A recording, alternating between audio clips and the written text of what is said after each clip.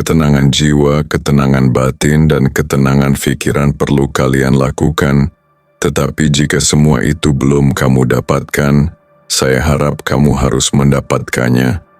Dan bagaimana Anda mendapatkan itu semua? Anda berada di posisi yang tepat. Dengarkan video ini. Mari kita rubah sifat yang ada di pikiranmu. Ayo kita mulai.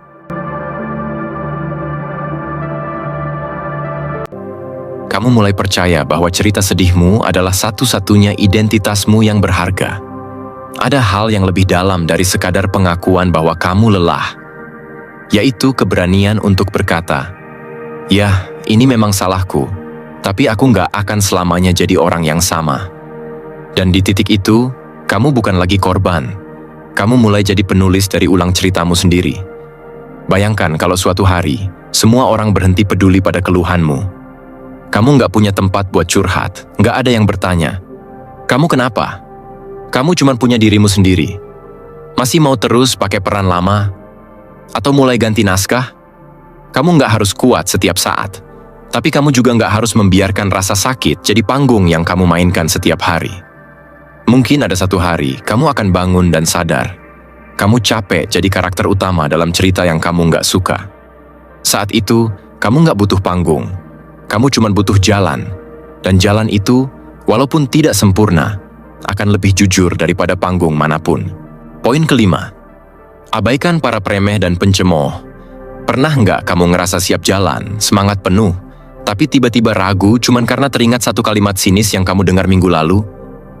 Bukan karena idemu buruk, bukan juga karena kamu nggak mampu, tapi karena satu suara asing bikin kamu mundur selangkah, atau bahkan batal jalan sama sekali. Lucunya, kadang kamu bahkan nggak tahu jelas siapa yang ngomong. Tapi komentarnya terus tinggal di kepala. Dan anehnya lagi, suara mereka lebih keras daripada suara hatimu sendiri. Seperti yang kita bahas di poin sebelumnya tentang tidak menjadi korban, sekarang kita bahas soal musuh halus lain yang bikin kamu ragu. Suara-suara dari luar yang nggak pernah benar-benar niat memahami. Beberapa orang hanya hadir untuk menilai, bukan membantu. Ada yang datang bukan karena peduli, tapi karena penasaran kamu bakal gagal seberapa jauh. Dan kadang, tanpa sadar, kita justru hidup seolah-olah harus membuktikan semuanya ke mereka. Padahal, siapa mereka? Marcus Aurelius bilang, jangan biarkan pendapat orang lain mengendalikan hidupmu.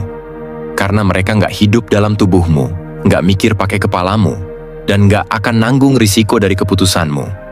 Tapi anehnya, kita sering banget kasih mereka panggung dalam pikiran kita.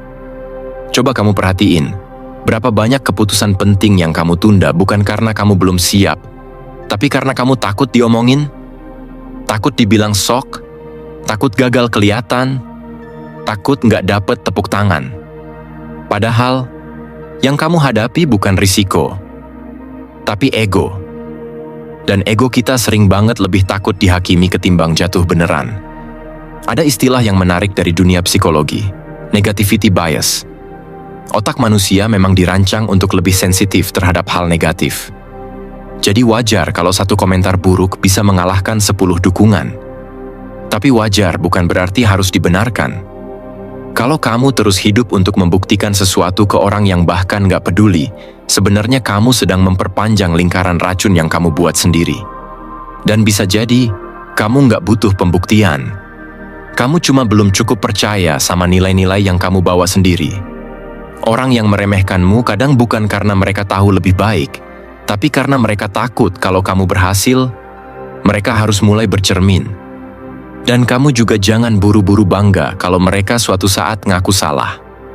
Kalau kamu sukses, bukan mereka yang rugi. Tapi kamu yang rugi kalau kamu jalan sejauh itu hanya demi dapat validasi dari mereka. Sekarang bayangin, kamu punya satu ide besar. Satu hal yang bisa mengubah arah hidupmu.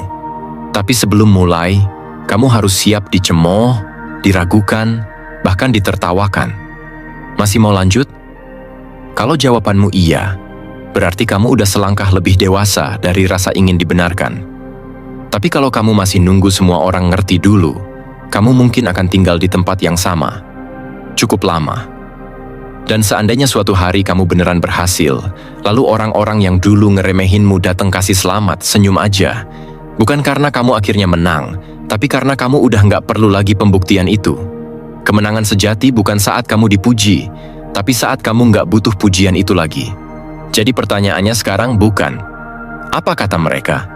Tapi, kamu masih mau dengar suara mereka? Atau kamu mau mulai dengerin dirimu sendiri? Poin ke-6. Temukan orang bijak untuk dijadikan teladan. Pernah nggak kamu menyadari bahwa banyak dari keputusanmu, sikapmu, bahkan ambisimu sebenarnya dipengaruhi oleh seseorang yang nggak pernah kamu kenal secara pribadi? Bukan ayah, bukan guru, bukan sahabat, tapi figur yang kamu lihat di layar, di media sosial, di panggung-panggung besar. Lalu kamu menelan arah hidup mereka mentah-mentah hanya karena mereka terlihat berhasil. Kita hidup di zaman yang begitu bising. Suara yang paling keras, paling sering muncul, dan paling menjual seringkali lebih dipercaya ketimbang suara yang dalam tapi tenang. Dan tanpa sadar, kita mulai menyamakan terkenal dengan bijak, sukses dengan bernilai, dan viral dengan berarti. Masalahnya, bukan semua orang yang terlihat meyakinkan benar-benar punya kebijaksanaan di balik kata-katanya. Kadang, mereka cuma jago memoles narasi. Dan yang lebih ironis, kita tahu itu, tapi tetap memilih untuk percaya. Karena mungkin, dalam hati, kita ingin hidup seperti mereka kelihatannya, bukan seperti apa yang benar-benar bermakna. Seperti yang sudah sering disampaikan oleh Marcus Aurelius, kebijaksanaan tidak datang dari suara yang nyaring, tapi dari hidup yang dijalani dengan kesadaran. Kalau kamu perhatikan, Marcus jarang berbicara tentang membangun citra, tapi dia sangat tegas soal membangun karakter. Dia menulis untuk dirinya sendiri, bukan untuk dibaca orang lain. Karena fokusnya bukan jadi inspirasi, tapi tetap waras di tengah dunia yang penuh tuntutan. Dan justru karena itu, dia jadi inspirasi. Bukan karena pencitraannya, tapi karena konsistensinya. Coba pikir ulang. Siapa sebenarnya orang yang kamu jadikan patokan? Apakah kamu belajar dari cara mereka berpikir, atau cuma meniru cara mereka terlihat sibuk? Dan kalau mereka tiba-tiba jatuh, apa kamu juga ikut jatuh karena identitasmu terlalu tergantung pada bayangan mereka? Bisa jadi, selama ini kamu lebih mencari pembenaran dari seseorang yang tidak pernah mengenal kamu, daripada mempercayai instingmu sendiri. Dan saat itu terjadi, kamu bukan sedang belajar, tapi sedang menyerahkan tanggung jawab atas arah hidupmu.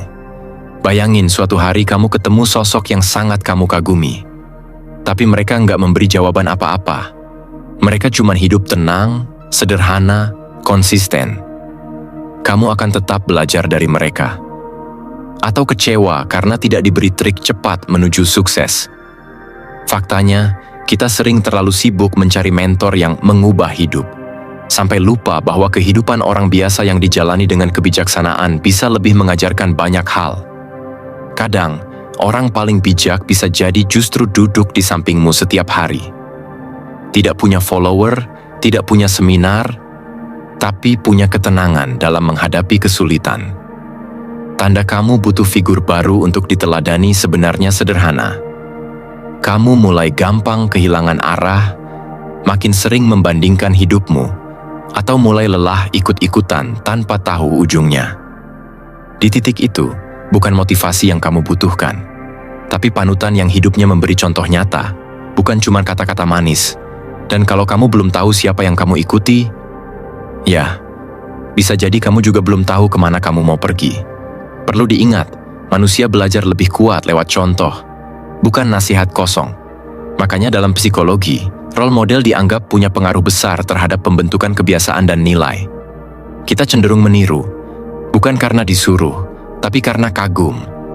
Tapi kekaguman itu harus punya pondasi, harus kritis. Jangan sampai kamu terkagum-kagum pada figur yang terdengar bijak, padahal cuman pintar menyembunyikan ambisi pribadinya di balik kalimat puitis. Bijak bukan berarti pintar bicara. Kadang, justru orang paling diam yang paling paham apa yang sedang terjadi. Lalu, pertanyaannya, apakah kamu benar-benar membutuhkan panutan untuk berkembang? Mungkin tidak semua orang, tapi punya seseorang yang bisa kamu pelajari lewat keteladanan hidupnya. Bukan citra, bukan kata-kata, bukan skenario panggung, bisa memberi arah yang jauh lebih jernih dari sekadar konten motivasi. Dan satu hal terakhir yang penting, kagum boleh, tapi jangan berhenti sampai di situ. Karena pada akhirnya, tanggung jawab hidupmu bukan di tangan mereka, tapi di tangan kamu sendiri. Poin ketujuh, kedisiplinan diri. Dimulai dengan menemukan tujuan hidup. Kadang kita merasa sibuk seharian, capek luar biasa, tapi di dalam hati tetap kosong. Seolah semua kerja keras itu berjalan di tempat. Dan mungkin itu bukan karena kurang usaha, tapi karena kita belum tahu sebenarnya kita lagi jalan kemana. Seperti yang pernah ditekankan Marcus Aurelius, jangan pernah bertindak tanpa tujuan yang jelas. Karena kerja keras tanpa arah itu bukan ketekunan. Itu cuma pelarian dari ketidakpastian, dari ketakutan bertanya dalam-dalam, apa yang sebenarnya aku cari? Biasanya kita terbiasa mengukur hidup dari seberapa sibuknya kita, seberapa banyak to-do list yang dicoret. Tapi jarang kita bertanya, semua ini untuk siapa? Untuk apa? Dan ironisnya, makin sibuk kita, makin jarang kita berhenti sebentar buat bertanya pertanyaan paling penting itu. Kebanyakan dari kita tumbuh dengan ekspektasi eksternal. Sekolah bagus, kerja mapan, menikah di umur tertentu. Tapi, pernahkah kamu merasa semua pencapaian itu terasa datar? Mungkin, karena sejak awal itu bukan benar-benar tujuanmu. Itu harapan orang lain yang tanpa sadar kamu warisi. Rollo May menyebut ini sebagai kekosongan eksistensial. Saat hidup dijalani hanya untuk bertahan, bukan untuk benar-benar hidup. Kita berpura-pura sibuk, berharap rasa kosong itu tenggelam di tengah hiruk-pikuk aktivitas. Bayangin, kamu bangun besok pagi dan semua orang, semua aturan, semua ekspektasi lenyap. Uang nggak lagi punya arti. Jabatan nggak lagi penting, cuman ada kamu dan pilihanmu. Masih maukah kamu mengerjakan hal yang hari ini kamu banggakan? Kalau jawabannya ragu, mungkin ada yang perlu dipikirkan ulang. Biasanya tanda-tandanya muncul samar-samar. Mudah iri saat lihat pencapaian orang, gampang merasa salah tempat, atau terjebak dalam tren baru tanpa tahu kenapa ikut-ikutan. Semua itu mungkin sinyal sederhana bahwa ada kekosongan yang belum kamu isi. Dan anehnya, banyak dari kita lebih nyaman bertahan dalam rutinitas kosong itu daripada diam sebentar dan menghadapi ketidakpastian untuk mencari tujuan sejati. Karena diam itu menakutkan. Sunyi itu membuat kita harus berhadapan dengan diri kita sendiri tanpa distraksi. Padahal kalau kita mau jujur, otak manusia jauh lebih termotivasi kalau tahu alasan kenapa. Ini dibuktikan berkali-kali dalam penelitian psikologi motivasi. Saat seseorang punya makna dalam tindakannya, energi dan ketahanannya bertahan jauh lebih lama dibanding sekadar karena tuntutan. Tapi mungkin, masalahnya sekarang bukan kekurangan motivasi, tapi terlalu banyak suara luar, terlalu banyak orang yang bicara soal tujuan hidup mereka, sampai kita sendiri bingung suara hati kita kayak apa. Apalagi hari ini, semua orang berlomba-lomba terlihat punya arah, padahal dalamnya bisa jadi sama kosongnya. Mungkin kita perlu mulai dari langkah kecil, mendengarkan diri sendiri tanpa kebisingan, mencari apa yang benar-benar membuat hati bergairah, bahkan tanpa iming-iming pujian atau validasi. Kadang, logika perlu ikut bicara, supaya tujuan kita tetap membumi. Tapi intinya tetap, suara itu harus datang dari dalam. Lalu muncul pertanyaan besar. Apakah semua orang harus punya satu tujuan hidup pasti? Jawabannya mungkin tidak sehitam putih itu. Seperti yang sering diajarkan dalam stoikisme, hidup itu bergerak. Tujuan kita pun bisa bertumbuh seiring pengalaman dan pemahaman diri. Yang penting bukan ketepatan titik akhirnya, tapi kejujuran pada arah yang kita pilih. Karena seringkali, ketakutan untuk gagal bukan soal takut jatuh, tapi takut sadar bahwa kita mungkin belum tahu apa yang benar-benar layak diperjuangkan. Dan itu berat, tapi itu juga awal dari kebebasan sejati. Sekarang, bayangkan, kalau tujuanmu ternyata sederhana, mungkin gak cukup keren untuk dipamerkan di media sosial. Apa kamu tetap setia? Atau kamu tergoda mengedit sedikit ceritamu supaya terlihat lebih heroik? Pertanyaan ini mungkin terdengar sepele, tapi di baliknya tersembunyi pilihan besar. Hidup untuk kebenaran, atau hidup untuk penampilan. Jadi sebelum kamu nunggu patah hati, nunggu kegagalan besar, atau nunggu validasi orang lain untuk mulai bergerak, kenapa nggak sekarang saja, mulai dari bertanya, kalau hidup ini cuma satu kali, aku mau menjalani untuk apa? Karena kadang, tujuan terbesar kita justru ditemukan di tempat paling sunyi. Ketika kita berani berhenti sejenak, menolak ikut arus, dan benar-benar mendengar diri sendiri. Poin ke-8. Latih prinsip dikotomi kendali. Ada hal-hal yang bisa kamu ubah, dan ada yang tidak. Tapi sayangnya, seringkali, justru yang tidak bisa kita kendalikan itu yang paling kita kejar.